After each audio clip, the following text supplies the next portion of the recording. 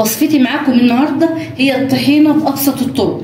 جميله جميله جميله، بدل ما اروح اشتريها من المحلات واقف اقول له هات ب 20 جنيه ليه؟ طب ما انا احط على 20 واجيب شويه سمسم وشويه سوداني واعمل حبه طحينه ببيتنا مسكرين، وشوفي التقل بتاعهم والسمك، وممكن اعمل لكم الحلاوه الطحينيه كمان من تحفه وجميل. وهرست بتنجان كمان، وعملت سلطه بابا غنوج التحفه اللي هي سلطه البتنجان الجميله ام طعم خيال كده، تحفه تحفه تحفه. دي وصفتي اللي هعملها مع حضراتكم النهارده. اتمنى اني اكون بقدم لكم حاجه كويسه ترضي حضراتكم. ما تطلعيش بقى من الفيديو الا لما تكوني عامله لي لايك كده واشتراك في القناه فضلا وليس امرا. اتفضلوا وتكون مشاهده سعيده على حضراتكم. النهارده بقى هعمل معاكم الطحينه، وهعمل معاكم سلطه بتنجان جميله. البتنجان ده هاخده اشويه على على عين البوتاجاز. عايزه تدخليه الفرن من جوه براحتك. تعالي معايا كده. فتحت البتنجانه وهقوم حطاها على العيون بتاعت البوتاجاز. خلاص كده، بس لازم تفتحها الاول بالسكين. معايا هنا بص كده، معايا في الطاسه ده معايا قرن فلفل احمر، بصلايه، 4 فصوص من الثوم. هبدا ادخلهم الفرن ينشووا برده، وهعمل لكم احلى سلطه بتنجان تحفه. وكده على ما البتنجان ينشوي وعلى ما دخلت الفلفل والحاجات جوه الفرن، هبدا اعمل معايا كوبايه من السمسم، معايا كوبايه من السوداني بتاع الحلويات، معايا دقيق بس مش هاخد منه كتير لان انا ما بحبش الدقيق كتير على الطحينه، معايا كوبايه من الزيت للعجز والزياده. تعالي معايا على النار وهنشوف هنعمله الطاسه على النار اهو. هبدا انزل بالسمسم، ولازم اديله تحميصه حلوه. ليه بقى؟ السمسم لما بيجيب طري بتحسي ان الطحينه لونها مش حلو، اما انا عايزه السمسم يكون اللون بتاعه اصفر شويه، يعني مش ني. ما بحبش السمسم يكون ني. البتنجان معايا بينشوي اهو، بيبقى ريحته تحفه تحفه جميل قوي. لما بشويه على البوتاجاز كده بيبقى ريحه حلوه قوي. الواحده بتعمل كام شغله وهي واقفه كده. شوفي ما شاء الله السمسم بدأ يصفر شوية عن ما كان جاي. لا هو ني ولا هو محروق، يعني الوسط كده. تحسي له اصلا بريحة وطعم جميل قوي في الطحينة. هبدأ انزل بيه في طبق اهو، وهعمل وهنزل بالسوداني كمان، اطلع منه الرطوبة. انا مش عايزة احمصه، لا انا بطلع منه الرطوبة بس.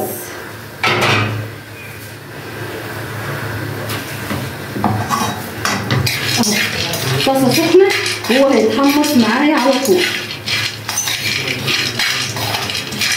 حمصي كل الحاجات. لما تحمصي السوداني وتحمصي السمسم هتحسي بطعم الطحينه احسن ما تحطي الحاجه نيه.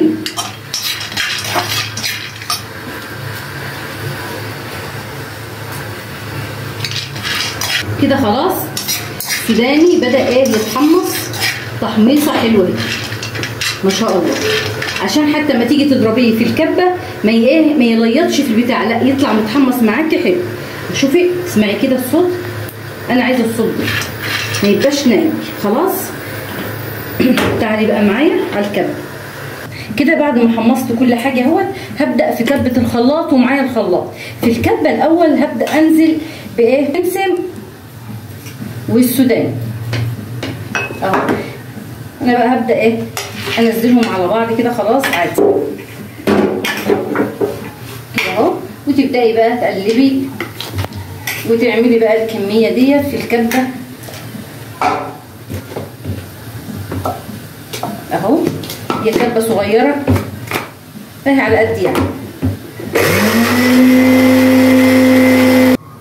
كده. خلاص انا بوصل بقى للدرجه دي. انا عايزه زي الحلاوه الطحينيه كده. شوفي بقت زي الحلاوه الطحينيه بالظبط. على فكره انا ممكن اعمل لك منها حلاوه طحينيه بكل سهوله. اخد الكميه ده عليها كوبايه من السكر البودره، عليها كوبايه من الحليب البودره، وتقومي مقلبه عليهم الحاجات ديت، وهيوصل معاكي احلى حلاوه طحينه. ممكن اعملها معاكم ان شاء الله اهي. كل بقى ما تنزلي بالكميه، تخلصي الكميه تنزلي بقى في الخلاط. هخلص كل الكميه على كده واوريكي في الاخر.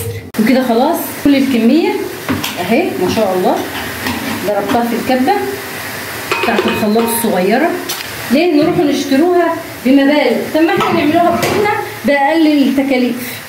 اهو نص كوبايه زيت. اذا احتجت دقيق، انا ما بحبش الدقيق بس هحط معلقه او 2 مش كتير يعني. في ناس بتحط دقيق كتير لكن انا مش بحب الدقيق.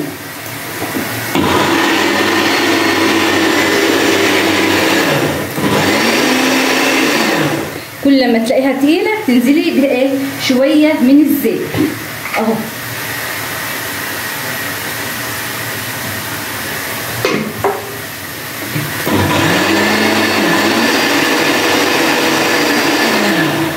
وكده انا ضربت الطحينه اهو، ما حطيتش دقيق. عايزه انت بقى تحطي دقيق حطي، بس انا هشوف ايه السمك بتاعها. لو كان كده هحط مثلا معلقتين بس مش كتير. انا هشوف السمك بتاعها الاول. ما شاء الله اعرف السمك بتاعها منه. هي عايزه معلقتين من الدقيق، معلقتين 2 مش كتير يعني.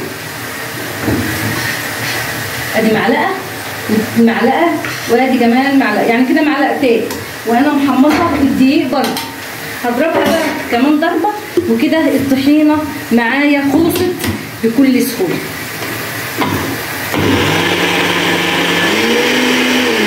وبكده الطحينه ما شاء الله خلصتها معاكم.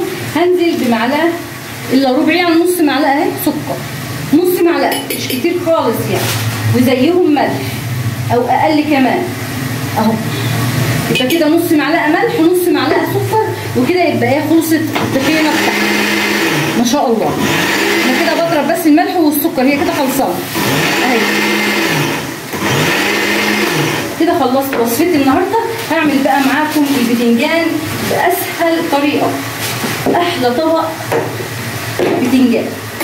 وكده الطحينه اهيت معايا، هنزل بيها في الطبق في برطمان. شوفي ما شاء الله ايه الجمال ده، ايه الجمال ده، ايه الحلاوه دي. شوفي الطحينه بقى من هنا نعرف ان الطحينه مظبوطه 100%.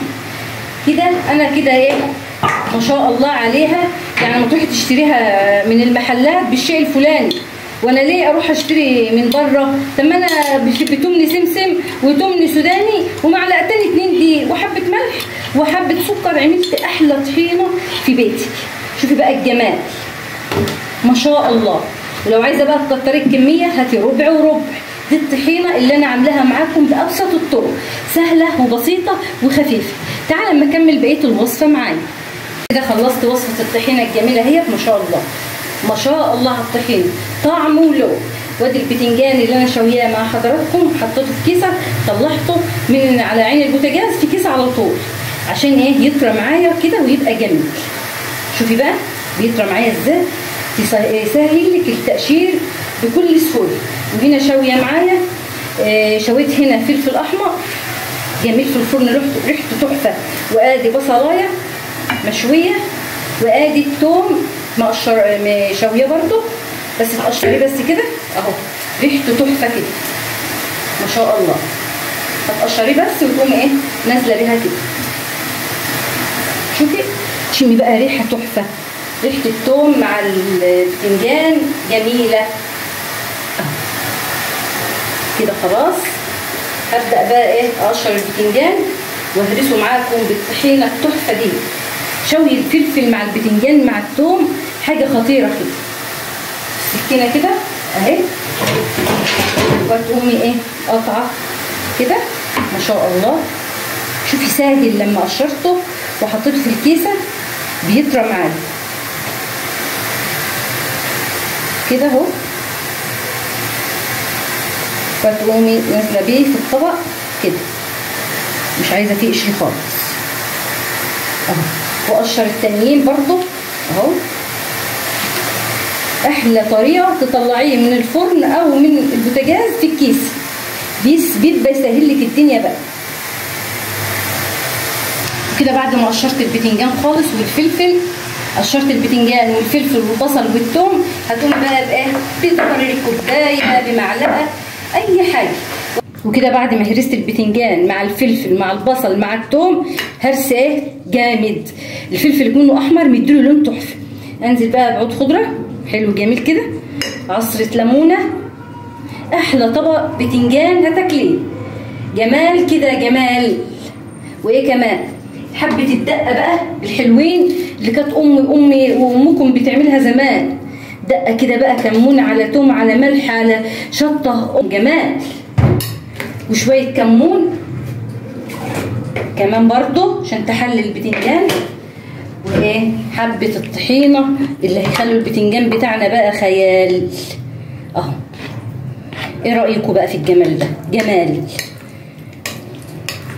حد يصدق ان ده طبق بتنجان يا ولاد؟ لا لا لا لا، ده ايه الجمال ده وايه الطعامه دي. وكده طبق البتنجان بتاعنا التحفه ده خلص. هبدا بقى في الضيف طبق تقديم اهو، وابدا ازوقه بقى كده. اي حته قشره تقابلك هتحشيها. بص بقى على الجمال ده. ساوي كده، ساوي كده تسويه حلوه عشان يطلع معانا العين بتاكل قبل البق اهي.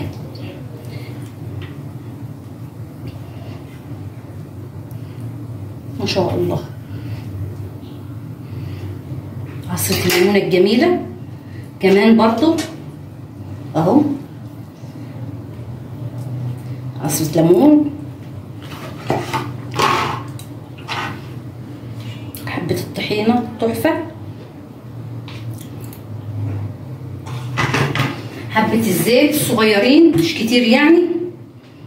وبكده حطيت الطحينة وشوية الزيت كده. ايه الجمال ده؟ ايه الجمال والشياكة والحلاوة دي؟ ده طبق بتنجان ده ولا ايه ده؟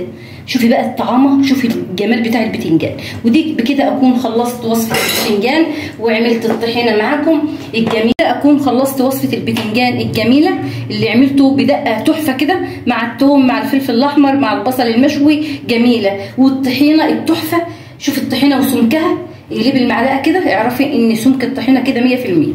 وبكده اكون خلصت وصفتي، وبكده اكون خلصت الفيديو بتاعي، ومع الف سلامه ومع فيديو تاني.